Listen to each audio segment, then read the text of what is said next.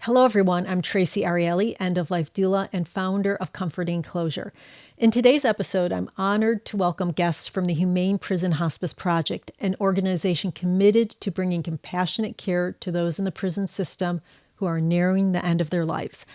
We'll talk about their innovative approach to training individuals as palliative care workers. This training not only equips individuals with the skills to provide compassionate care to their peers, but also fosters a culture of empathy and support within the prison walls. Joining us are Laura Musselman, Humane's Outreach and Events Manager, and Fernando Murillo, one of Humane's Program Managers. Thank you both for being here. Thanks for having us. Thanks for having us. Can both of you share how you came to work for the Humane Prison Hospice Project? Sure. I'll go first. I come from a background in academia. I taught for 10 years in the community college system, and I was not happy doing that. While I was teaching, both of my parents died. I was in my 20s. They died 2 years apart, and I think something about that experience encouraged me to quit and start trying to do what it was that I was really passionate about, which is how I came to work in end-of-life care in the first place. I began working for a small nonprofit hospice in Fresno, California. And while I was doing that, it was during a training for hospice volunteers. Our hospice founder mentioned to one of the nurses a program at the Central California Women's Facility in Chowchilla, California, that provided support and ongoing end-of-life education to a group of really incredible caregivers there. And I sort of jumped in and said, yes, I want to do that. And coincidentally, Humane was hiring about 6 months later, and I'd come across them when I was teaching ethics. It was a really full circle moment. And as soon as I came on board, I realized this is where I live now. I was working for UCSF. I was working there for approximately almost 3 years. And my boss, whose name is Dr. Bree Williams, asked if I would like to help this organization develop some curriculum for end-of-life care, training peer caregivers in the carceral system. I was like, sure, why not? Like, I know a little bit about that. And I know a little bit about that because I worked approximately 5 years in the only licensed hospice in the California prison system in Vacaville. And did that, for 5 years, as I said. So that's how I started working with Humane part-time. And then I started working for Humane full-time starting October 7th, 2023.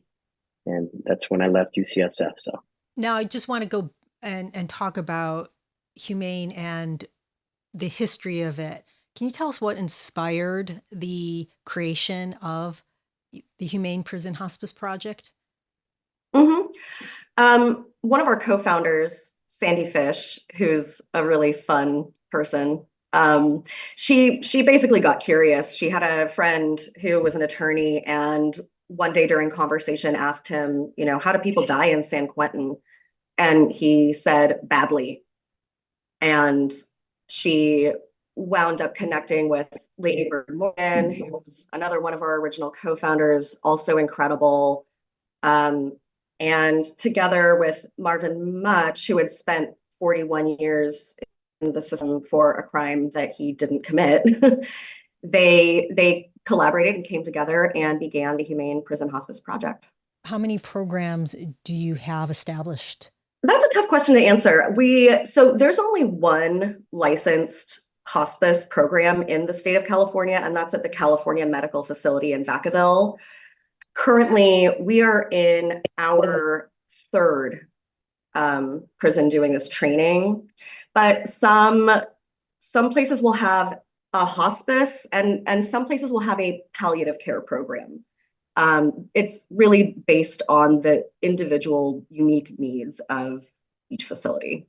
What criteria must a person meet to be admitted, first of all, into hospice or to receive palliative care? I'm assuming it's very similar to the rest of the country. Typically a patient has to, one, have a terminal illness, And when they have the terminal illness, typically the doctor, their PCP, the primary care physician, will ask them to sign a do not resuscitate order. So when that happens, that's when the patient is admitted. Now, the patient doesn't have to sign a do not resuscitate to receive palliative care.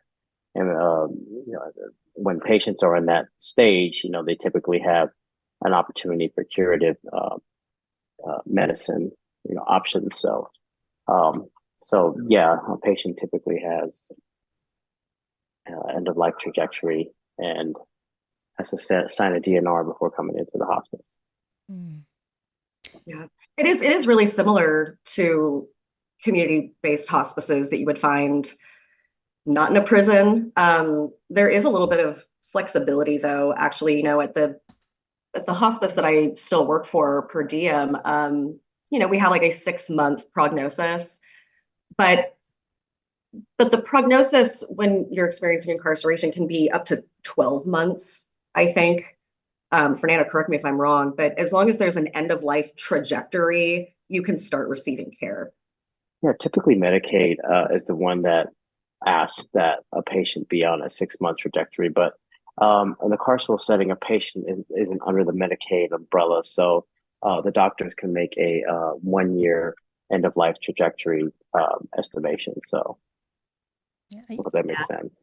I know that when we spoke before, we were talking about the prison population and how being senior is like anyone over 55, and how there's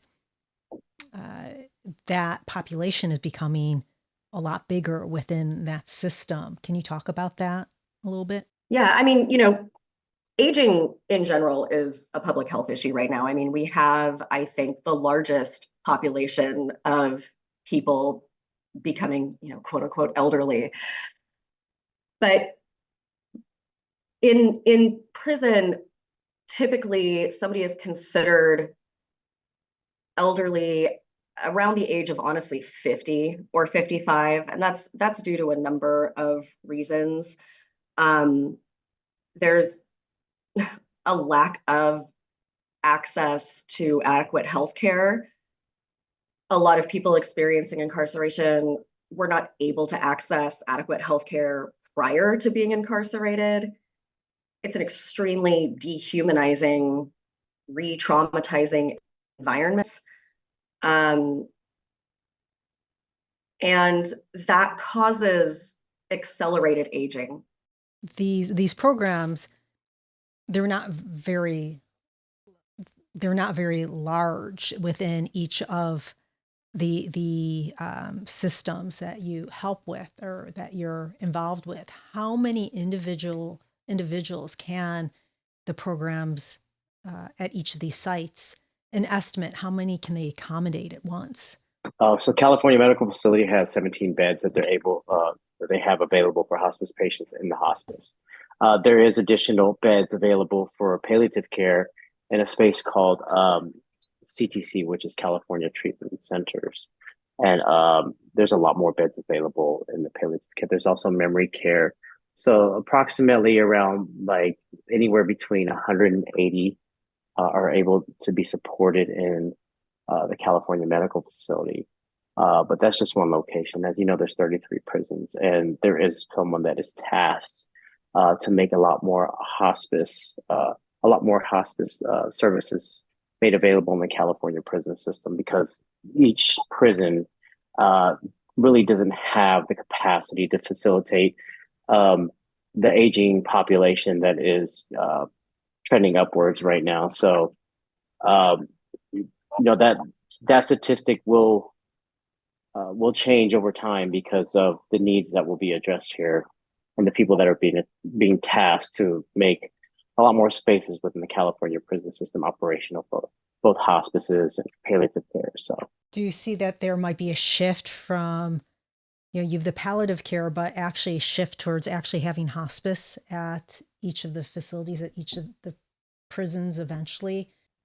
I mean, it really depends on the population and the needs of each individual institution. And there are a lot of reasons that specifically a hospice may not necessarily be appropriate at that institution. They may not have the resources to support it. They may not have as large of an aging population experiencing terminal illness, but they may have a lot of residents experiencing chronic illnesses.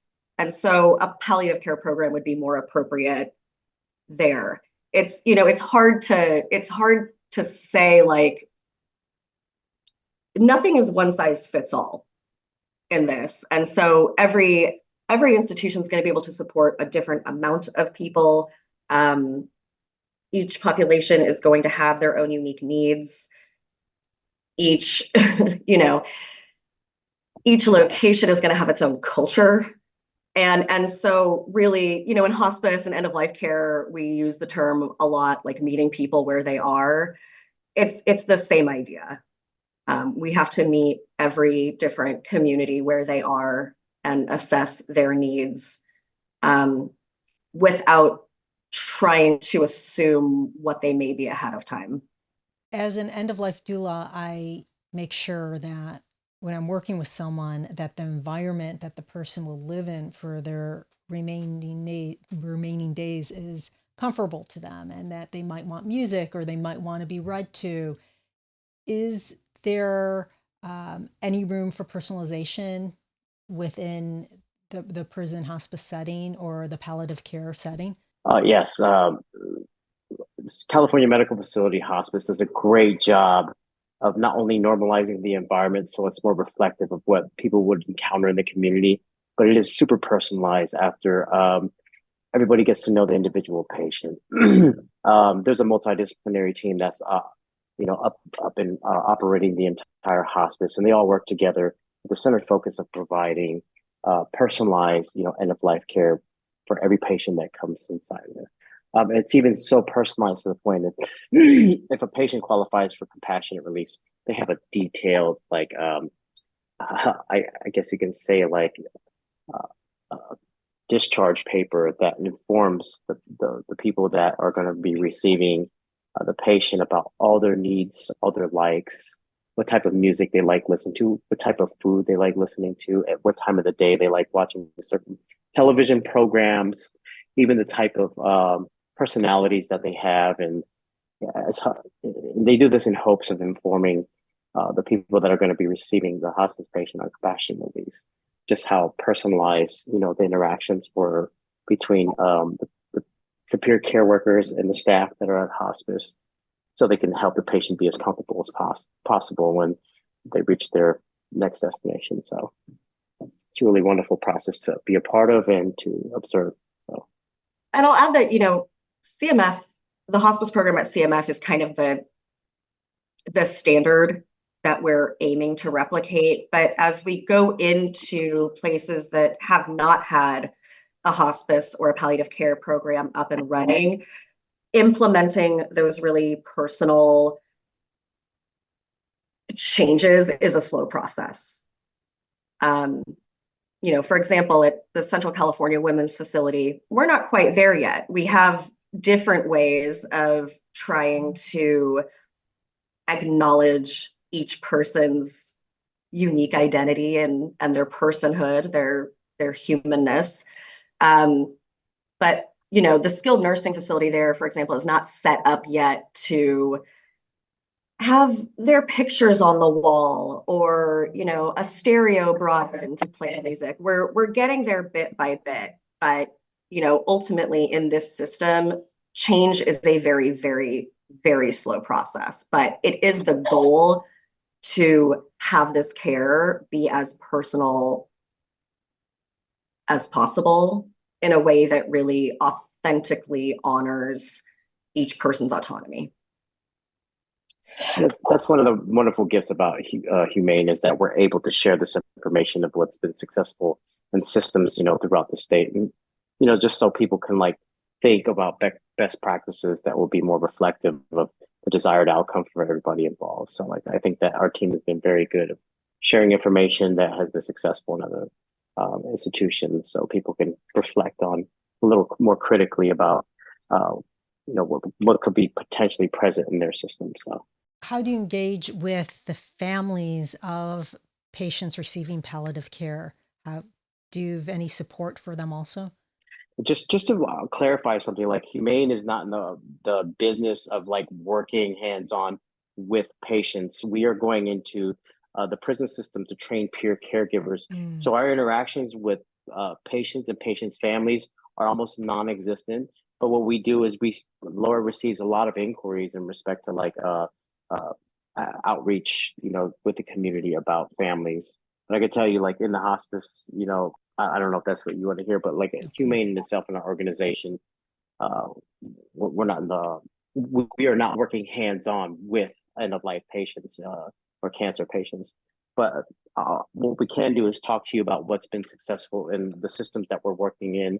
And as Laura mentioned, California Medical Facility is exceptionally good at making sure that the families are involved the moment that a patient arrives into the hospice.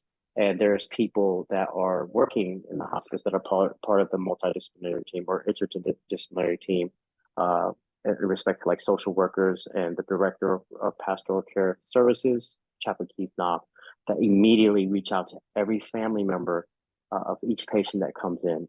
Even if the patient has been disconnected from their family for decades, they will do their best to locate anybody that they're related to make sure they're a part of the end of life process. So it's a wonderful thing to see. It's something that's rare that happens in the prison system, where someone's humanity is prioritized and there's a great deal of dignity involved in the end of life trajectory or end of life process.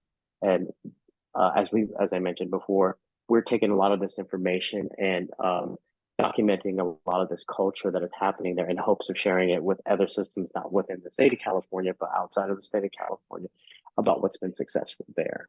They have been a wonderful model at ensuring that family members are present the entire time through the end of life trajectory.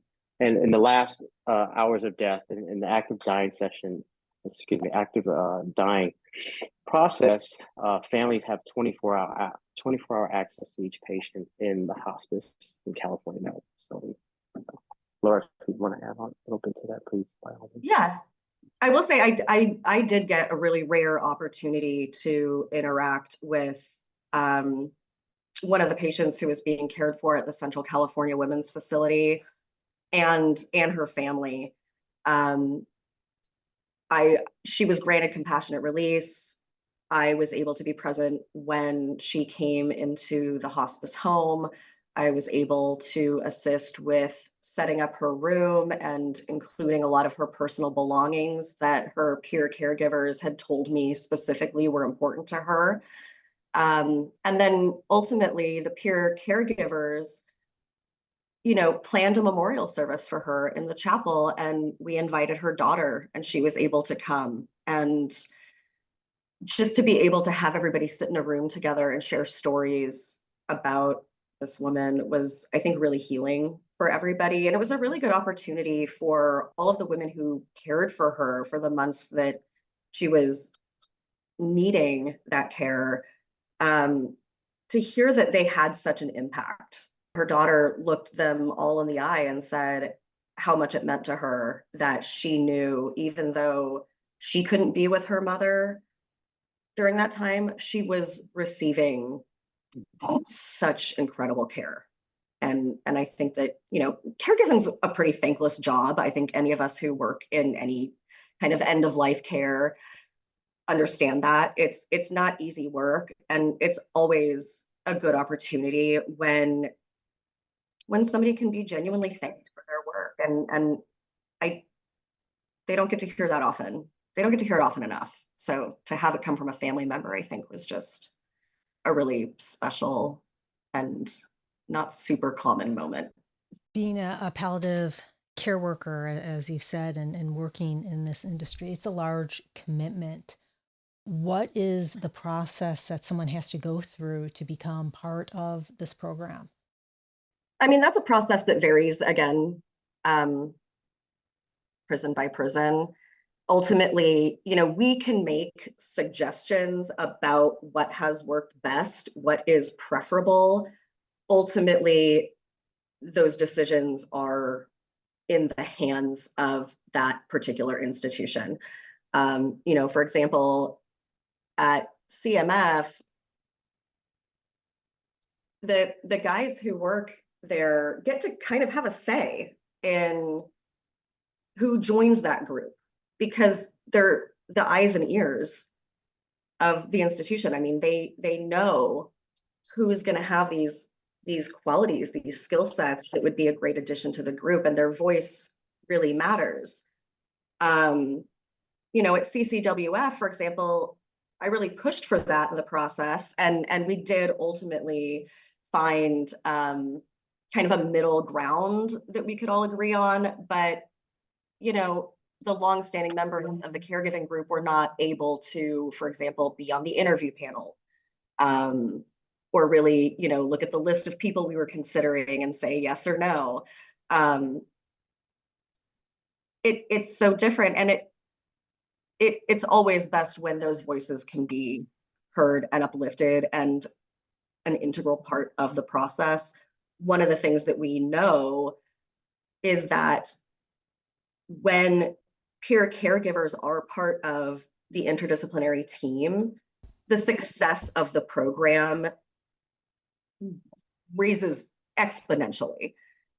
So yeah, it's, you know, it's different. I can speak to, you know, at CCWF, there are certain guidelines that people have to meet before they can be considered. You know, for example, generally it's preferred that somebody still has at least 24 months left in their sentence, so that they're not, you know, coming on and going through this like 80 hours of training and then ultimately not able to practice those skills there before they go home or something like that. We want to, you know, create kind of consistent communities of care, to help bridge, I guess, or rather to help just decrease the amount of mistrust between people who are receiving care and people providing care. That's one of the really important things about having peer caregivers is they're your peers. And that trust, I think, can be developed a little bit more easily at a time in which having trust is really important. What are some of the responsibilities of the care workers? Primarily is to one, the focus is taking care of the patient. That is the first and foremost most important responsibility of the worker. The second thing is to make sure that there are organized meetings between the peer caregivers and the healthcare staff, so they're all on the same page about communication, documenting their interactions with each patient in the logbook every day, just so people are up to speed about the progress, as well as you know, a patient's kind of you know, decline, and just so they're sharing information about like what's actually in the hospice, going on in the hospice, supporting healthcare staff in respect to like taking vitals and you know, doing bedside total care for each patient, showering, the interactions between the peer caregivers and the family members to make sure that communication is, you know, in real time and up to date. The advocacy on behalf of each patient. Not every patient is willing to talk to staff members, so sometimes, or a lot of the time, the peer caregivers are bridging a lot of the information between the patient and staff members. As Laura mentioned in the beginning of this conversation, that a lot of patients have a severe mistrust with prison staff members. So it takes and requires a little bit of time and consistency and investment in each patient for them to trust staff a little bit more with communicating. So in the beginning, the peer caregiver is tasked with ensuring that there's a baseline of communication between patient and staff, just so the needs are understood, so the patient can receive the best care possible. Another thing is assistance of activities of daily living, you know, just the basic things of combing hair, brushing teeth, getting up and transferring to the wheelchair, going outside into the garden, be sociable with other patients, playing games, identifying what the patient likes, so they can make sure that there's opportunities to paint or play an instrument or to draw or to write. Or, you know, they're certainly there to promote every sense of autonomy that the patient possibly have some time. And when, autonomy and agency has been diminished because of previous locations that they were at in the hospital when they were handcuffed to like a bed or something, like there's definitely a rediscovery of baseline, a healthier baseline to be established, and an encouragement of patients to get more involved with activities of daily living and just being more sociable. So there's a lot of those are just some of the few. A lot of the time, there's very difficult conversations with each patient about the realities of their end of life trajectory, communication about a compassionate release process, the support of communication to family members in the community through phone calls and letter writing, the encouragement of like eating. There's quite a bit of tasks, and the responsibilities are wide ranging and quite unique. And I'll just leave it at that. I really think that a lot of the role reminds me of just being an end of life doula, really aiming to fill in, any gaps in care and provide that supplemental emotional, social support, and also practical support. Oftentimes peer caregivers are also the people who wind up providing grief support to other residents when there's a death in housing, for example. There's members of the comfort care team at CCWF who get called in to sort of be the first people there on the ground providing support to peers who have experienced a loss, either inside or outside. When somebody experiences a loss of a family member who they weren't able to see and spend time with because of their incarceration, the peer caregivers are really the people who step in and help process some of that grief and provide really important support. Now, providing end of care work is really emotionally taxing. What does self-care look like for caregivers within the program? Because I know when I started this work, the difference between my last career and this career, the amount of self-care I had to learn to give myself and to do for myself went up, and there was a steep learning curve there. So what does that self-care look like within this program? It's a challenge. When I have a hard day providing end of life care, I can go to the comfort of my home and I can spend time with my kid and my dogs and my friends and my partner, and I can relax in those ways. That's not an option in a prison. You are never leaving a traumatizing environment. It's a constant reality. I think it's also a challenge because for example, giving myself self-care, one of the first steps to that is knowing that I can do that. I deserve that. I have that. And I think a lot of, specifically with the folks I work with at CCWF, I know that this is a conversation we have a lot, that they don't feel like they are deserving of their own self-care. And it's just such a different conversation in these environments than, when we're talking about self-care, just, with our friends. It's a challenge. And, Fernando, maybe you can speak from your own personal experience. It's not something I have the lived experience of. I can only kind of comment on conversations I've had. But Yeah, so typically when it comes to self-care, each individual is unique to how they will define what that means. As Laura mentioned, it is very accurate that most people in these spaces will, one, know for certain that not many of their needs will be reciprocated by anyone else. So from a lived experience, I can share with you like something that we're doing, I think, quite effectively with Humane, is that we're sharing through our module content and our facilitation that the peer caregivers will be the best support for each other that there will be in this setting, in this environment. And that's typically where I received most of my support from, was amongst my peers. It took a long time for me to be able to be as vulnerable as I needed to be with my peers after developing a deep sense of trust, working in this, really um, intimate space for quite some time, to be able to open up and share some of the unique challenges I had while working in this space, and also making the correlation between life experiences that I had, as a child and as a young adult and as a adult in this space. But in respect to services and resources from the institution, they're almost non-existent, with the exception of, at California medical facilities. Specifically, they have a chaplain who is the director of pastoral care services, available to support each peer caregiver in their time of need, to be able to have conversations around some of the difficulties that they're experiencing, and some of the personal ones, they have in their own life that are outside of hospice, because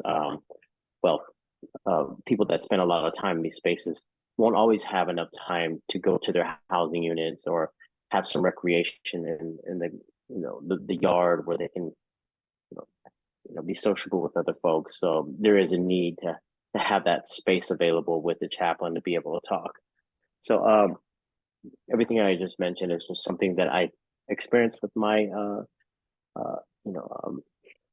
lived experience. So, but yes, I think that as an organization, we're doing a good job in respect to sharing with our participants how to be present for each other, how to express some difficulties amongst each other, because we are establishing, I think that we're doing a pretty good job of establishing trust within our cohorts, with the people that are attending. So, and this is a part of one of our modules, supporting the support of the peer caregiver and compassion fatigue, burnout, so I'm experiencing a high degree of burnout right now because of lack of days off. So I should do a better job of self-care myself. Yes. When we were doing training at the California medical facility last summer, I had a day of pretty intense burnout.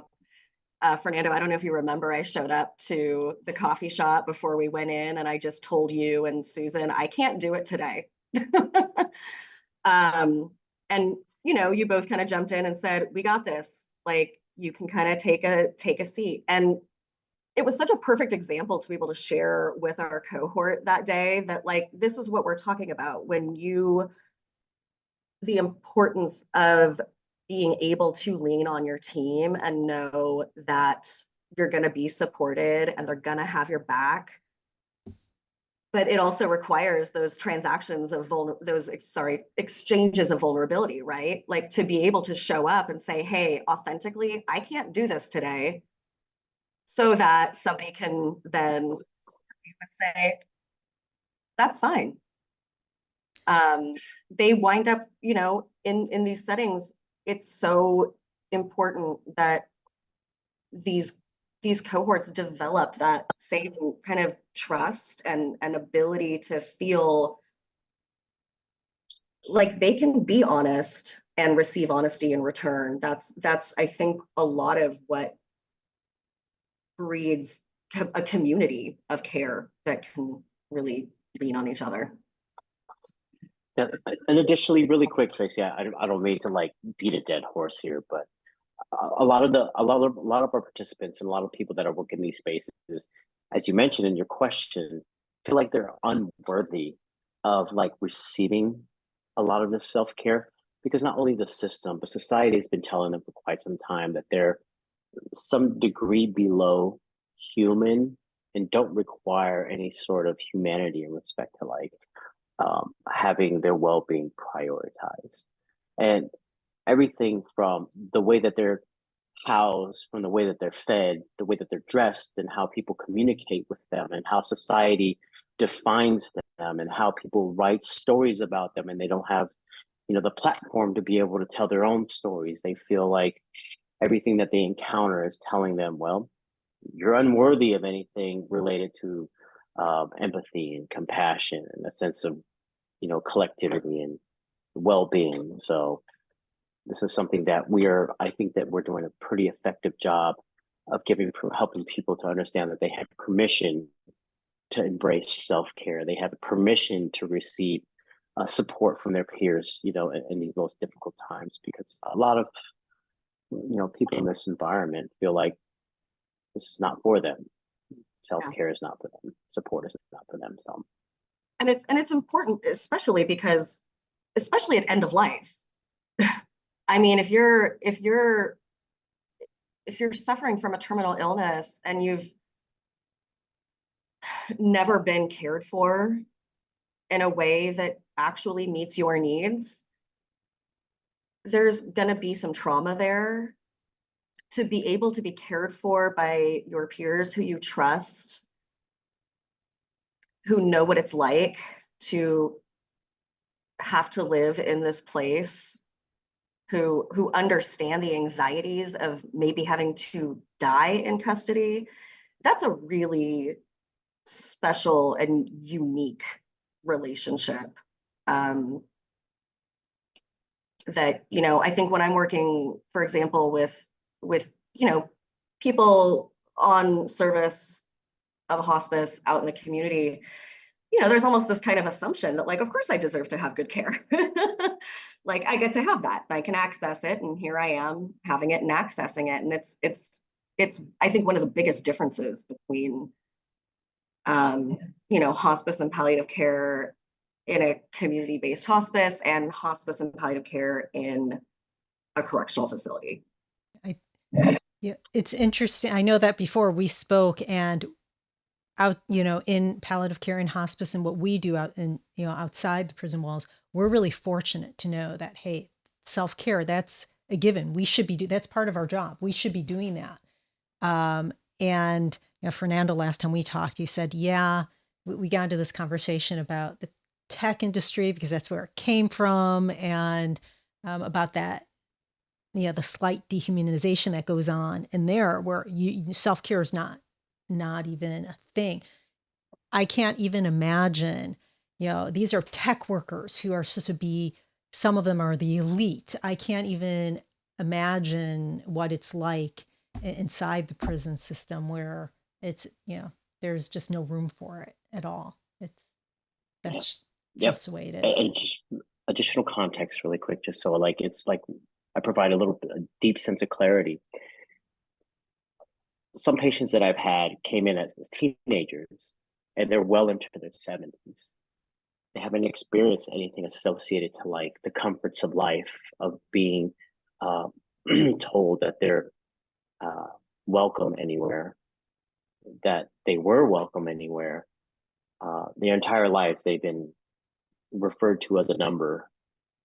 So it's very difficult to communicate to somebody that it's okay to take care of themselves. And this goes for both patient and worker. There was a wonderful article written by Suleika Jawad that was titled, "Where Caregivers and Patients Are Prisoners." And like Laura was mentioning, I mentioned this title because people that have the lived experience or understand quite in depth what it's like, communicate directly to a patient that has a similar origin, where they came to prison as children before they have any sort of like real life experience, or come in and just have this entirely dehumanizing experience. It's difficult to communicate that it's okay to embrace self-care, because it's like, what does that mean? I've never even heard of that. Like, survival has been the baseline for not only the peer caregiver, but the patient as well. So it's essential to have both in place to be able to have conversations around that difficult topic. So, and I think that's ultimately, kind of the best explanation for why, for example, I'm not providing end of life care in a correctional setting. I get a lot of inquiries from people who really specifically want to go offer bedside support to someone who's incarcerated, but they themselves have never, it doesn't make any sense. I mean, I don't know what it's like to imagine the end of my life in a prison. I don't know what it's like to imagine that this is the place I have to live my life and die here it's so important that the people who are giving such intimate care at such an important part of life are people who really understand what that's like. We're almost a couple more questions I have. What has been the broader prison community's reaction to the program? I know when we spoke last time, Fernando, you mentioned something that really struck me. You said that you mentioned doing prison together. And I love that term. I like that little. I just really love that. Can you talk about what you meant? So what I mean is that without the setting of the hospice, without the setting of like a space of normalization, there is like this us versus them culture that exists in the carceral setting, meaning that there's the us, meaning the correctional staff, and the them, meaning the incarcerated person. In this space of normalization, there's a focal point of, a patient that is present to receive compassionate end of life care. Now, in the space of normalization, and I'll get to why it's more reflective of spaces of normalization, is that everybody is present to be a part of a multidisciplinary team to make sure the patient has the best end of life trajectory. The incarcerated person is working side by side with both correctional staff members and correctional healthcare members to make sure that the terminal patient has the best end of life trajectory. In this space, correctional staff members that have traditionally worked their 9 to 5 beat or their 16-hour beat. A lot of them do work 16 hours a day because shortage of staff. They're just locking people into their cells or their dorms, and they have little to limited, interactions with the incarcerated people. They have limited job satisfaction as a result of not having a connection to like having a healthy relationship with their profession. In this space, they get to feel that they're making a difference. They get to feel that their presence is providing a certain degree of comfort to patients. For example, if I'm a peer caregiver working the space and I'm busy with a patient across the building with nursing staff, and a patient hits a call light, I've seen it so many times where correction officers will run to the rooms and respond to the patient to just have conversations that are rooted in just normality, just like having a conversation between two people that would be walking down the street in the community, right? And to witness that and to witness how officers have a deeper connection to their profession and the outcome of each individual patient, there is this sense of like doing prison together. Like the people have this similar goal of providing, the best level of care, because death is the greatest equalizer that I've ever even thought of or been a part of. And as time goes on in the space, whether you're a correctional officer or a peer caregiver or anybody that works in space, your mortality becomes a topic of like an internal, inquiry, an internal, reflection of like what you would like your legacy to be like and how you would like your end to look like and what your place is in this world. Like there's so many different feelings, emotions that people are confronted with when working in this space. And the magic with expressing vulnerability in these spaces and the superpower around it is that the people involved start doing what I refer to as doing prison together. It's less about an us versus them, and it's about a mutual approach to implementing a high degree of humanity. And it's wonderful to see. And I would love to see this version of interaction in all spaces in the carceral setting. I think that we would have much better health outcomes with not only correctional staff members, but the people that are working in healthcare and ultimately the incarcerated people. And I've had the privilege of working in a different country in Norway and seeing how there's a philosophy and approach to how they do corrections in their country where they refer to incarcerated people as citizens on loan. People go to court to get punished, they go to prison to become better neighbors.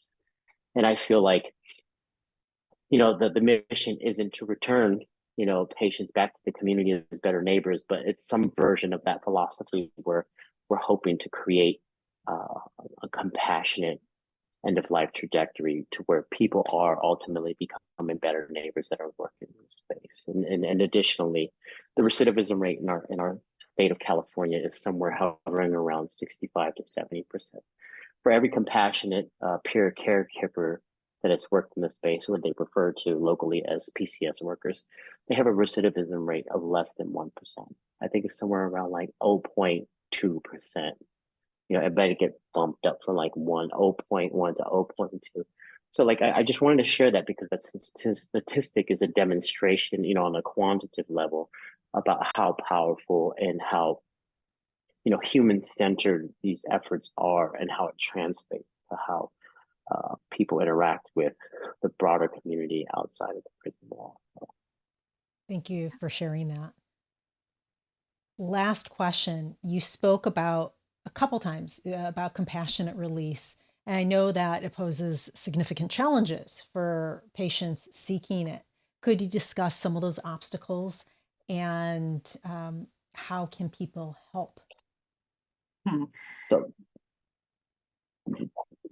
should I start first, or you want to go? I mean, you are the boss of this project. I'll just really quickly say, the biggest obstacle for sure is that even if you're granted compassionate release, if you don't have a safe place back in the community to return to, if you don't have a family who has a home, who can provide the medical care that you need, that compassionate release can't go through.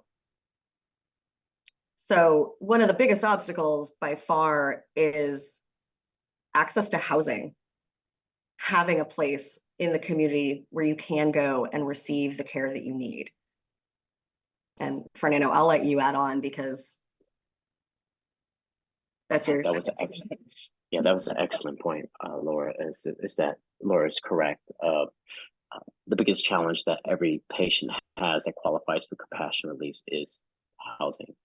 But I do want to express something really quick, just so like I could put some things in perspective. I like to acknowledge all the people that have worked so hard to make sure that this process has become a lot more streamlined before 2015. And I guess you could say roughly around like the 10-year mark. It's been around like 10 years. The process has become a lot more effective. It's a lot more streamlined. CDCR is connecting directly to counties of origin to patients that qualify for compassionate release.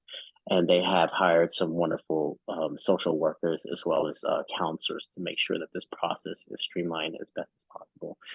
They've even had town halls and educational events with district attorneys and public defenders about the process and how it works, and judges as well.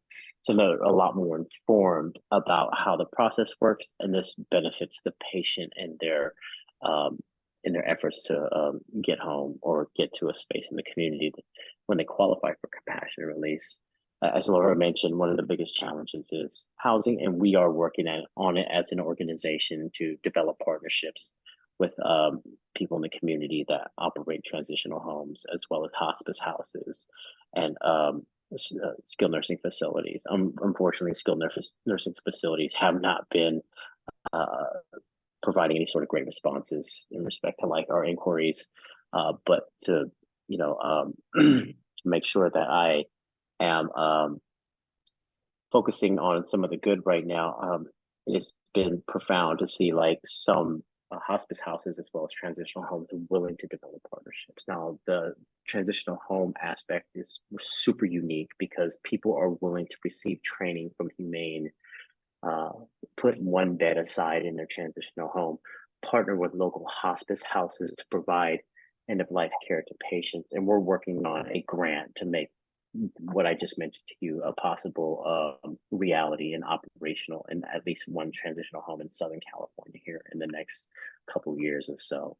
And our broader dream is to create an actual hospice house where patients will have a location they can always have a place to go if they no longer have resources or support in the community with skilled peer caregivers that are just as involved and that have the lived experience to be able to relate more in depth with the people that are coming from the setting, and to educate the broader community about the need of understanding the unique needs. There's a lot of redundancy there, my apologies, about the patients that are coming from the carceral setting. So that's kind of like a summary of like what the compassionate release, where the compassionate release process currently is, and what we're doing to try to like mitigate some of those challenges that patients are having trying to find housing in the community. So yeah, I mean, as far as how people can help, if you work for a hospice and if you have a hospice home, um, and if you have any kind of way of persuading your board to maybe consider saving a bed or take in somebody who's been released on compassionate release, you know, let us know, because that would be really, really helpful. We have, you know, maybe 2 or 3 places that we can really rely on for that. You know, the hospice I'm honored to work for in Fresno, for example, you know, we have a 6-bed hospice home, but if we know that somebody from, say, CCWF is going to be granted compassionate release, we put a bed aside for them. And you know, I've heard a lot of responses to that, like, well, why does this person deserve to die comfortably, you know? And really, I think it's important that we can disagree on that, but there's a real importance to somebody being able to say, you know, I got to see my mom at the end of her life. For a kid to not have to say, oh, my dad died in prison, to know that they were cared for. I mean, I think that's the hope, is that we can find and cultivate and nurture as much community as possible to come together and help provide good end of life care to all humans. Dignified and end of life. Everyone deserves that. Well, Laura, Fernando, thank you both of you so much for being here. I can't tell you how much I appreciate it. For those interested in learning more about the project or getting involved, where can they find more information? I can go to our website. It's humaneprisonhospiceproject.org. We're also on Instagram at Humane Prison Hospice Project. And yeah, I mean, I'm the person who takes all the inquiries, so I hope to, you know, talk to you all soon.